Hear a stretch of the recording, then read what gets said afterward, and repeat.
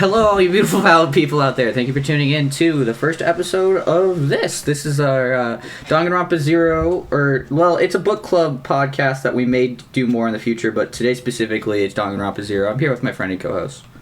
Hey everyone, it's Ariah. Welcome to our channel, I suppose. Danganronpa Zero. Do you want me to explain kind of like how the format of this is? Sure. Okay, cool. So, basically our idea, right, is because we didn't really want to do like a live reading of Danganronpa Zero like we did with Homestuck, etc. in the past. But we did want to read it. We did want to just kind of read it for just to have read it at this point, because this is where in the Danganronpa series you'd read it after the first two games, but before the third game being Altered Despair Girls. So we're going and checking it out. On the channel, the Danganronpa games that we've been playing, Jay has not seen them, and I have, is kind of the thing we've been doing. But for this, I've actually never read Danganronpa Zero either, so we're both kind of coming into this for the first time, which is pretty exciting. So this is going to be more of like a book club thing, where we'll meet together and discuss the parts of the book that we've read since the last time. But as this is the first episode, we've read 4 chapters of the first volume of Danganronpa Zero already, and we're going to continue on that, reading 4 chapters before the next episode, and the next one, and so on, with the exception of the final episode, the 8th one being 5 chapters, because there are 17 chapters in Volume 2 and 16 chapters in Volume 1. But we'll figure that out when we get there. But yeah, so Danganronpa Zero is what we're doing today, and it's going to be very interesting, because it sure left a first impression on me. How do you feel about it so far? I'm really fascinated with it, to be honest with you. I really like it a lot. I read it all 4 chapters, like, in a row, like, bang, bang, bang. I took a little more time with it. But, I'll get more into it whenever we talk more, like, in depth on what's gone on in the first 4 chapters. But I'm very fascinated and excited to read more. Yeah, I'm definitely excited to read more. It's kind of a slog for me so far. I've not really had, like, the most, like, draw and most like desire to read it. Okay. I'm just turning that on. We're just gonna do this. All right, sorry for that. I just moved the microphone a little closer, try to set things up a little bit because I have to have my fan on, but things should be fine. So what were you just saying, Jay? What was the last thing you were saying? You said that you were talking about how you thought that it was kind of a slog so far. I got you. That's right. Yeah. I think it's kind of a slog so far. It's not that it hasn't like been interesting. I found a lot of its content interesting so far, and I'm definitely excited to see where the story goes. I just haven't been like the most engaged so far, which could change. We'll see. I'm gonna read it anyways. I want to have read it is the thing. I'm not like the biggest reader in the world. If you're finding us and don't really know a whole lot on about us, I am not historically the greatest reader. Jay is a lot better and a lot faster at reading than me, which makes a lot of sense. I have been getting really into this book, the Mysterious Benedict Society, which I'm not really going to talk about, but I bought them for Jay as well. Yeah, I've got the whole box set. Oh no, we're going to get another J-Pog really absorbed. Shit. No. I got really absorbed into that book, and I finished the whole book, and I'm on the second book and all that. Very good series. But it's hard for a book to do that to me. This is actually a middle grade series. So Danganronpa Zero is definitely a little bit more of a slog for me so far, but I think it's still going to be interesting. I want to say real quick before I forget that if you are watching this on YouTube, there's also an audio-only version of this that you can listen to, because this is the kind of series we're just talking about, right? Over on Spotify and Apple Music, or Apple Podcasts, and Google Podcasts, all and basically anywhere where you could see podcasts. It would be like the Ariah Jay Book Club or something like that, right? As opposed to the Ariah Jay podcast. And you'll be able to find all the episodes on here as they come out. You can subscribe to that. It'll come out at the same time, or we'll publish it at the same time. Sometimes those apps are a little bit late to adapting it, but only a couple hours. So that's also an option for you if you'd prefer to listen to in that format. But otherwise, here we are. Okay, so how do you want to do this? Because I was thinking that we just go through what happened in the chapters and then talk about, like, you talk about what we thought about it as we go, if you'd like, whatever you want to do. We can go through the chapters. I think that'd be great. As for a pre-knowledge thing, there are, like, I do know there's, like, a background character in the anime that is, like, from this or something like that. I know there's some things like that. I think I know when it takes place relative to other things. I have no idea anything about it. I think has become... Which I think, well, here, I think when we get through chapter 4, right, when we talk about it, I'm pretty sure this is referencing something. that we've. In fact, it is referencing something that we heard about in Game 1. So it's nothing where I'm going to get spoiled to hell or anything. Oh yeah, I've been very careful about like my notes, because the other thing is I have seen DR3, the anime. Jay has not yet. We are going to get to that, but because of that, I might have some context and things that he does not. So I'm trying to keep that separate and stuff. Anyways, with chapter 1 was pretty short.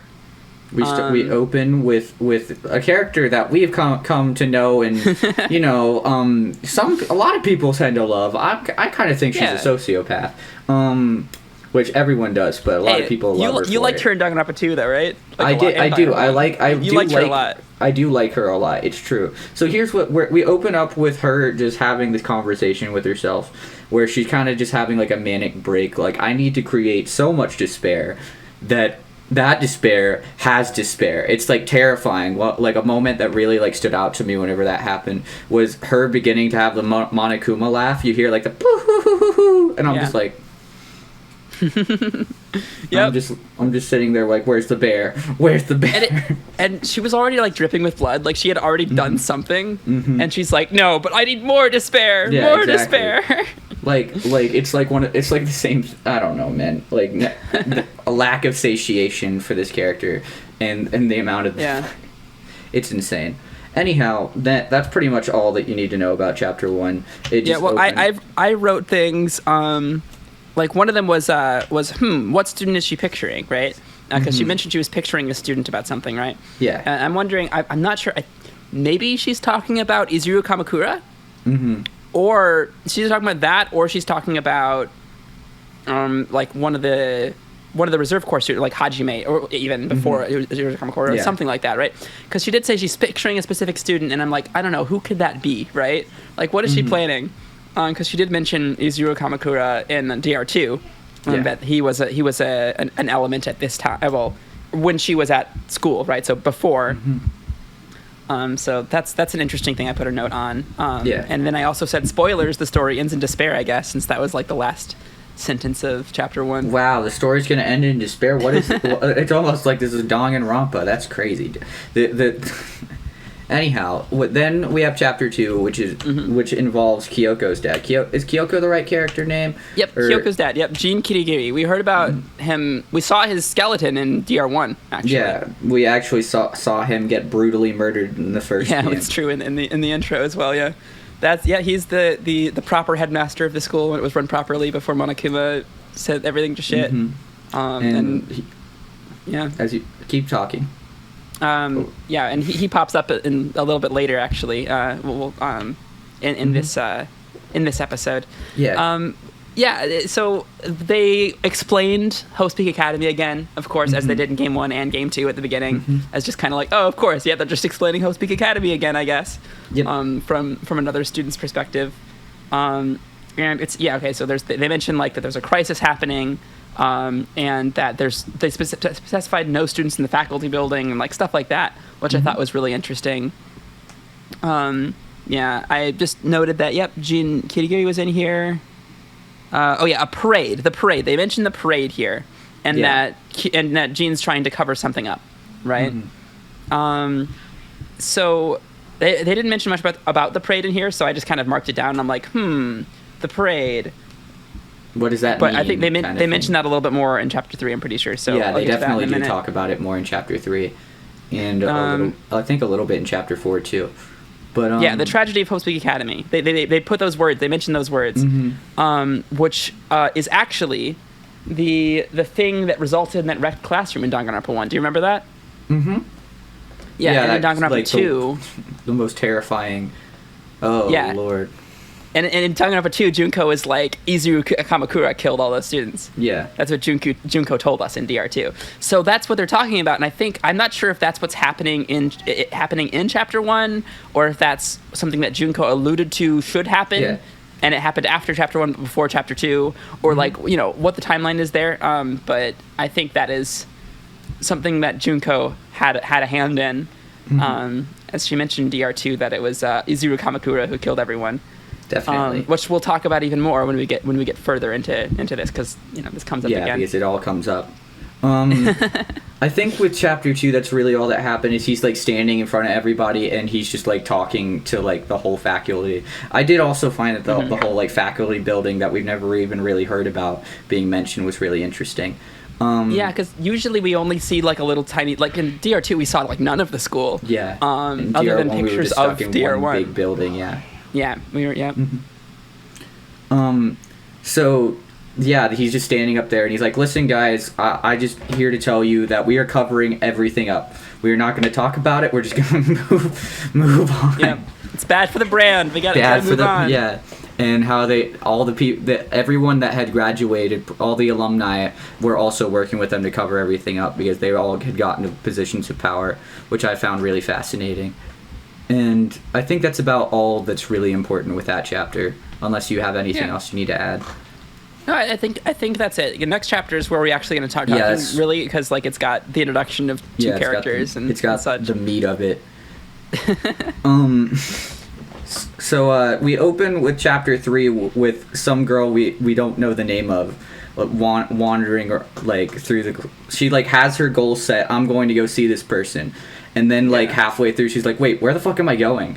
And she like pulls out like a notebook kind of thing and starts reading through it. She's like, oh yeah, like she's like had to draw a whole map to make sure she didn't get lost or anything. Yeah. So the first line I have when that happens at the beginning, and and she talks about this person that he's going to see as like somebody she likes, like the person she likes most in it, most anybody in the world. Loves more than anybody else in the world. Yeah. And when we finally meet him, the first thing I wrote about him was, wow, fuck this dude. I legitimately was so my original thought as soon as we got because she finally gets to the room and walks up to the character, and all you hear is that he throws a knife at her, like without even looking up from his manga, and it's just like, dude, what the fuck am I looking at? I originally thought that I held off until was he making said some things, but yeah. It gave very big Byakuya kind of vibes. And I was just like, what the fuck am I looking at? It's true. This guy is very, very stuck up, kind of, but not. I don't know. I don't know how to feel about this guy. We'll get to it. But for sure. So his name is Yasuke Matsuda, right? Matsuda being his last name. I'm pretty sure it's put that way because of our translation we have, which uses like ultimate instead of super high school level and all of that. So Yasuke Matsuda-san, the ultimate neurologist, which I find very interesting. That is a really interesting title, yeah. And then I marked down, I think, as like a, what do you mean you think? Because this is before we got into what we're about to talk about with the girl. But when she said, oh, this is this person, the ultimate neurologist, I think, was in the line. I'm like, what do you mean you think? I was... my first thoughts was like, because we realized very early on how forgetful she is. This guy is, like you said, very stuck up, very like he's got a very much like a tongue that can cut very deeply. He's very much not here to spare feelings or anything. He'll just pretty much treat her like shit. And then she's like, well, but like I love you though. Yeah, which is really kind of irritating. I don't know. I don't mind like friendly teasing and stuff in relationships. I've got a lot of friends who tease their friends, including Jay. But even outside of him, like people who tease their friends and I would never be mean to anyone in my life. And from somebody who's never met them before, and like walk into there, you're like, why are you guys being so mean to each other? But it's like actually a friendly thing. Like I've got a bunch of people who are like that. But this guy, like something about him, I just can't. I don't know. I don't like him yet. And I don't know. Maybe that'll change. But like this part of him really annoys me. How just the like way that he treats brutally her and rude he is to her. Like and her and like not even with her like giving any back. It's like she's just like, wow, I love you. You're awesome, and I want to spend time with you. And and then he's like, yeah, you're ugly. I hate you. You're bad. I don't care. Like go away. It's like I was talking to Ariah earlier and asking if she'd ever seen The Notebook, but she hasn't. And do you mind if I spoil that, or would you get upset with me if I did? I'm probably not going to watch it. I just said something about The Notebook to you, and you were like, really? So but I looked it up, and I was right about that thing. Oh, you were? Okay. Yeah. I hadn't read it in so long. So the thing about the Notebook the movie, the theatrical release. I didn't know anything about the book. So anyway, with the book and movie, there's this thing where there's two characters having a conversation, and he's like reminding her, or no, she's reminding him about his life with her. That's what the whole premise of the movie is. Dementia or something, right? Yeah. There's like where I just feel like right now dying. in this situation, this is just a fucked up version of the Notebook, where he literally just sits there and like he'll like remind her of little things, and she'll be like, "Oh, really?" Complete but with like, her notebook. Yeah, with her and she's got her own little notebook, you know. That's the first connection I made, and I was just like, "Damn, this is not okay." I don't really hate this character as of now. I think he definitely comes off like an asshole, but I feel like a lot of characters come off as assholes and are shown to be better as time goes on. Yeah, I think he might have an arc, which is cool, and I think Chapter 4 made me a little more like amiable to him. Yeah, I still am not like he's still not on good terms with me, but like he's not on as bad terms. Yeah, because he's like sitting there and putting a bunch of like stuff on her head so he can like scan her brain or whatever. I don't know exactly what the whole thing is, and they're going on about the parade outside parade. We were finally let in on what the parade was, where the parade is really just something where the characters are outside doing like a demonstration, talking about how they felt like the reserve students weren't being given enough like recognition or anything, like they weren't being treated as fairly as they could be. So they're outside doing that, but rather than the staff like recognizing it for what it is, they keep calling it a parade to like make it seem nicer. Here's the thing, it's the Reserve Corps students, yeah. right? It is very likely the same Reserve Corps students that Junko talked into killing themselves. Yeah. Do you remember that in DR2? Where Hajime was from, but he was taken to be Azuru, so he survived. But the rest of the Reserve Corps students of that class, Junko is probably going to like make them all jump off the roof or whatever they showed, Pretty right? much, yeah. And so that's they probably like Junko probably won their heart as like a hey, let's riot because things are bad, right? That's like and then once they didn't get what they wanted, I'm sure protest. that's how she was able to like get it in. Like, listen, guys, the only way out. Yeah, it's. But I mean, very. But I mean, she like there's the remnants of despair, right? Which we talked about in DR2. Like how the Danganronpa 2 kids, and we knew they went to Hope's Peak at one point, but they were converted into the remnants of despair. But prior to the events of DR2, when they are like put in that simulation. Yeah. But like she clearly had some sort of grasp over them and convinced them somehow, right, through some form of something. So she clearly like develops that, right? So it's unclear how much control she has over these kids, but I bet she's behind the parade. She's behind this protest, and it's gonna end in disaster. Because that's what also got brought up, like at some point. I don't remember if it was chapter 3 or chapter 4 that somebody was behind it. Other than it was in chapter 3 because chapter 3 because he was talking to her and he said there's no way that the Reserve Corps students by themselves were able to pull something like this off. Ah, I gotcha. Yeah, that's right. I'm scrolling down a bit. Let's go back for a second because we did skip over like the reveal about the memory thing. We didn't really talk about the memory thing with the girl. By the way, when did we learn her name? Like as they're talking, she like looks down. Yeah, before the memory thing. Yeah. Cool. So she's Ryoko Otonashi is her name. Ryoko and she knows Otonashi. that because she looks down at her notebook and it says Ryoko Otonashi's like notebook. Yeah.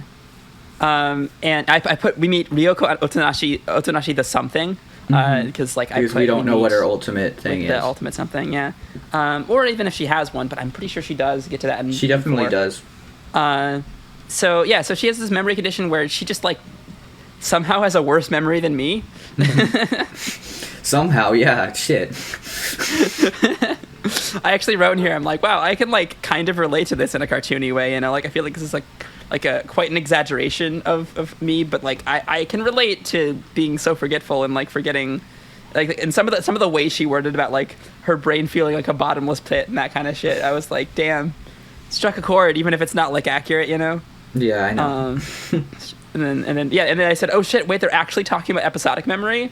For example, you might remember how to ride a bicycle, but you won't remember how you learned to ride a bike. I'm like, that is the part of memory I struggle with. Wait a second.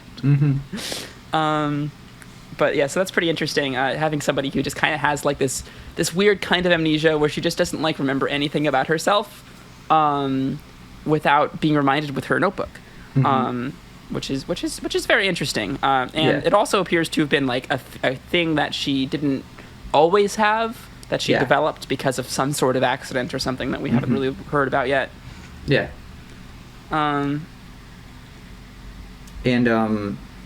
After that, now skipping back down to, unless you have something to say about that, but no, I don't think I do. I just thought, like I said, just the fucked up notebook situation where I'm like, what the fuck am I looking at? Yeah. Oh, I do have a note here from chapter 3. So she has a talent, but she doesn't remember but it's probably buried in her memory book. And because Matsuda doesn't want to remind her, the reader isn't allowed to know either. Gotcha. Yeah. But yeah, they talk about the parade and everything, and then Matsuda has to go somewhere, and I thought it was really cool the way that he did that, where he was just like, yeah, we just hung out yesterday, I can't believe you forgot. And then she sits there and flips through pages like incessantly, and by the time she realizes that she's been duped, she looks up and he's gone. Yeah, and right before that, I did have a note here that there was some interesting lore about the specifics of the reserve program that I thought was cool. They kind of explained that into a little bit of detail, which I thought was good. Yeah. I also wrote that, Matsuda seems suspicious of the protests, and with my knowledge, for good reason. And then I also said that Home Alone was mentioned.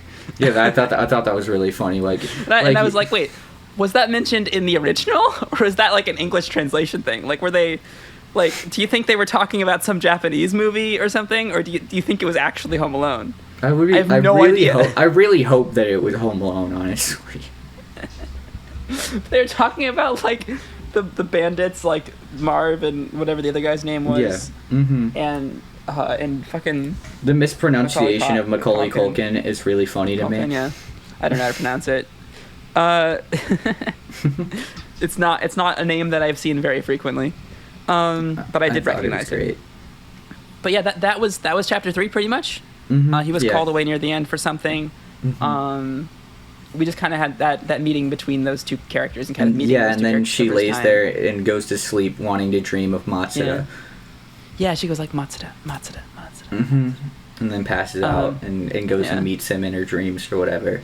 And then we go to chapter 4, which is centered around Matsuda, which I thought was cool. Chapter 4 is pretty cool. I thought that was the most interesting chapter. We got to see him go where he was trying to go, which, you know, he walks up to this room that's labeled Hope's Peak Academy's steering council committee. Steering council room or steering committee meeting room. I don't know what I'm saying. Steering committee meeting room is what I have written on my notes, and I just did not read that. And then it was noted that it was like the inner sanctum. So this is like the top of the... Like, not even certain faculty can get into this place, because it's not only in the faculty building, it's also you can only be invited to go into this specific room. Yeah, it's kind of a very exclusive thing that Jin Kirigiri is a part of, amongst others. The headmaster is there. And all the old people that were hanging around him. So he walks in, and they're like, "Good to see you again, Matsuda." And you're like, "Wait a minute, he's been in this situation before. I am missing critical information." He seemed apprehensive of knocking at the door, but he's been there before or something. So I don't know. It seems like an environment he doesn't like. Yeah, definitely. Probably. Especially after we get more information, you realize why he doesn't like it. So he walks in, and they're just like, "Come sit at the table, let's have a conversation." And then he sits down, and they pretty much try to... they all sit there and tell him, "Hey, you have to help us with this, because you helped us last time, remember?" And he's just... because what exactly did he... He did, like, something where he was... Ariah, you have notes. Go ahead. So, yes. You can be more specific than I can be. I'm not sure if I can be, because I'm pretty sure it was kind of alluded to. I'm not sure if they said it exactly. I can scroll back through in case I missed it.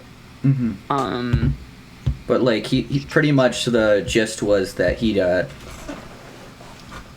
helped them, like, originally talking with some certain student. I don't remember exactly. So, I mean, they said, "You have our sincere gratitude for all of your help following that incident." And then and then they didn't really. I don't think they got it. They just said very the interrogation of the student who discovered the first scene. Okay, cool. Yeah. I did glance over that. But after reading the end of this chapter, going back to that, I get that context more. So there was a student who first stumbled across some sort of scene that they're going to talk about, and he had to interrogate them, and know what they that knew. student was interviewed by our Matsuda here. Yeah. So okay, and also another thing I noted down was that Matsuda-san is apparently from the 77th class. That's something that was mentioned in the text. Jay, do you remember the class numbers at all? I don't remember which were talked about in the games. Nope. I'm pretty sure that DR2 definitely mentioned that the GR1 kids were from the 78th class 78. Oh. Cool. So that would put these students as from the year before the Danganronpa kids. At least they were accepted into the school the year before, but DR1 kids could be at school right now for all we know. They probably are. Junko's involved at all. Yeah. Junko is one of them. Yeah, so Junko's 78th class. So yeah. So this is the class right before that. I don't think we heard anything about the DR2 kids in DR2, but I'm pretty sure they called the DR1 kids class 78 in DR2. I was talking about that at the end before we recorded because I want to make sure I don't spoil Jay. I want to make sure we talk, Yeah. But yeah, so Matsuda-san's from the 77th class, which is interesting. That is very interesting. And am I good to continue to the next plot thing? Go for it. Cool. So right after that is whenever we talk some more. Oh, thank you so much, camera. I appreciate you more than you'll ever know. Oh, we're good.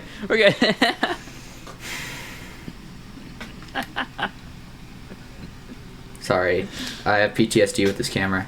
Anyhow, so we continue, and they say that he's gonna have to help them. Like he's not really, because he tries to say, I don't really want to. I don't feel comfortable with this, and they kind of try to strong arm him, and say, listen, you're acting like you have a choice. But then he does this thing where he gets like all big and like. First happens because they touched a nerve. Yeah, because they mention what's the girl's name again? Otonashi-san. They don't mention her by name, but Otonashi-san. Yeah. But they don't mention her by name, but they talk about what? What do they say exactly? They say it would suck if it like they were talking about like taking her out of school and stuff like that. She was taking up too much of their time, that she was like a waste of space or something, and then that sets him off.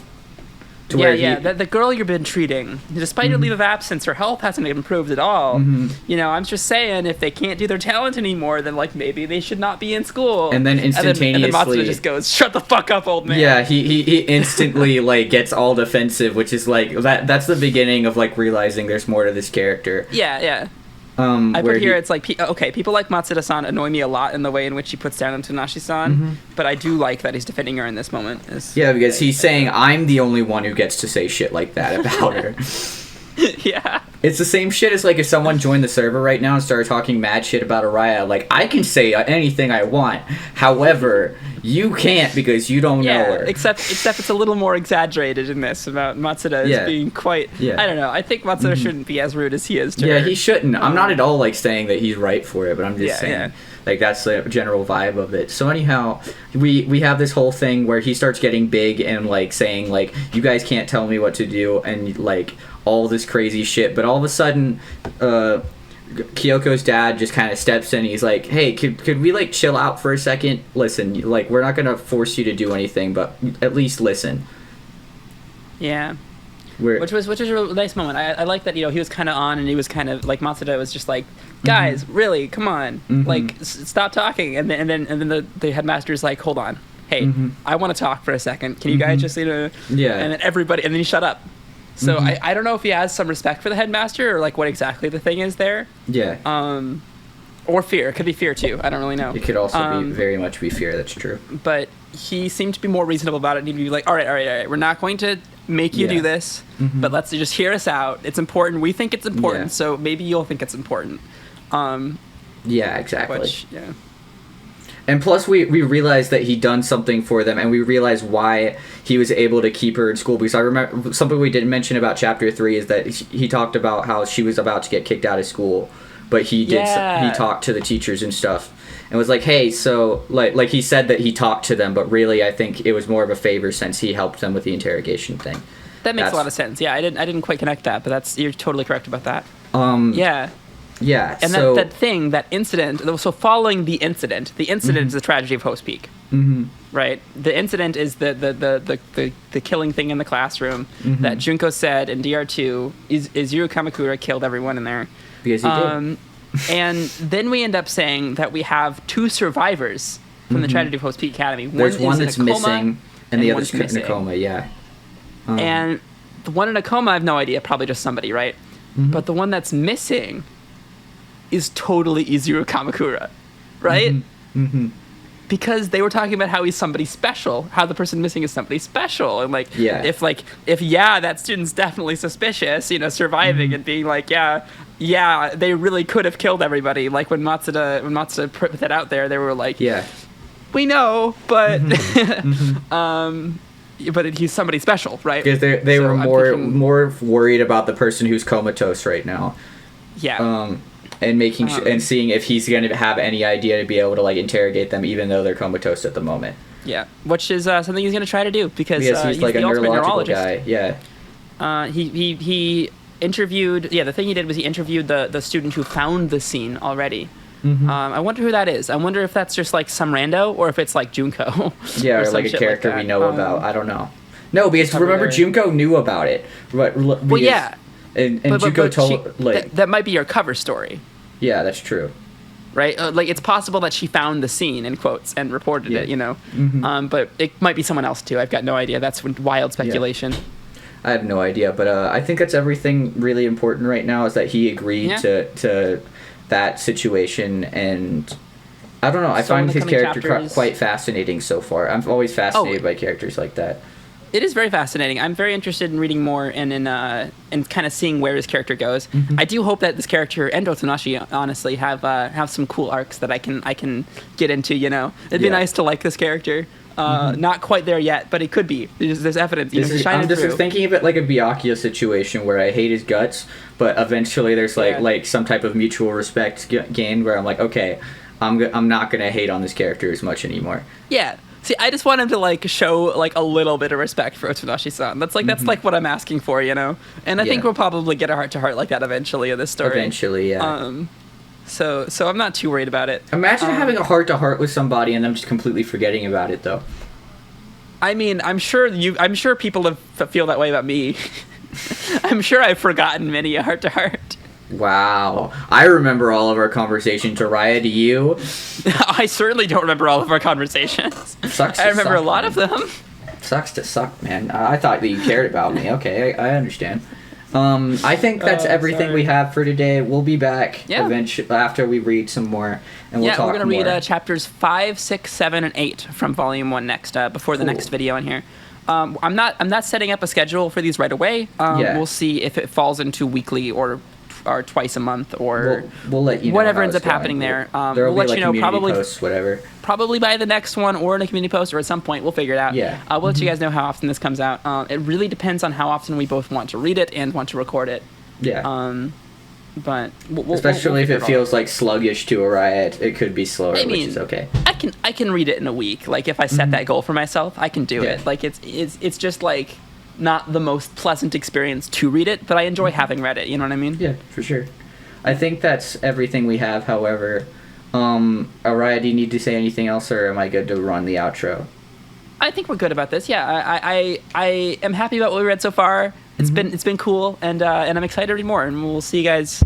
We'll talk about that next time with you. Yeah, we'll talk to you about everything else next time. Anyhow.